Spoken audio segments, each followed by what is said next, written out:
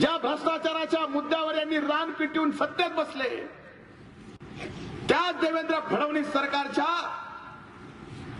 20 महिन्याच्या काळात 11 मंत्र्यांचे 3500 कोटी रुपयाचे घोटाळे पुराव्यानिशी मी विधान परिषदेमध्ये उघडे केले. मी फडणवीस साहेबाला म्हणलं, तुम्ही भ्रष्टाचाराच्या मुद्द्यावर सत्तेत बसलात आणि 20 महिन्याच्या सरकारच्या काळात एक नवीन विक्रम तुमच्या मंत्र्यांनी केला. 3500 कोटी खाल्ले. कोणी कशात खावं?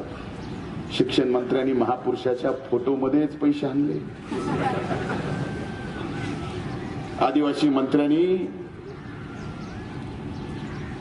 आदिवासी विद्यार्थ्यांना देणाऱ्या साहित्यात पैसे खाल्ले.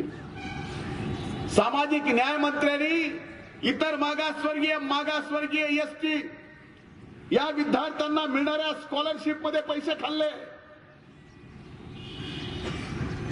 महिला बाल कल्याण मंत्र्यांनी लहान लेकरांच्या चिक्कीत पैसे खाल्ले.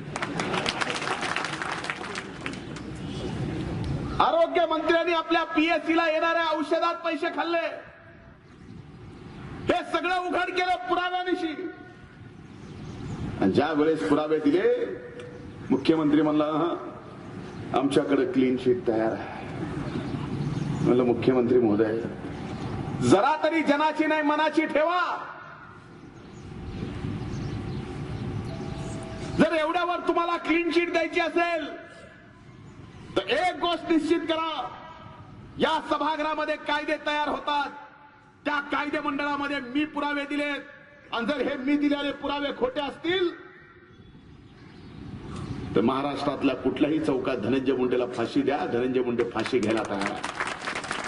आणि पुरावे जर खरे असतील तर या भ्रष्टाचारी मंत्र्याला एक दिवस खुर्चीवर ठेवू नका.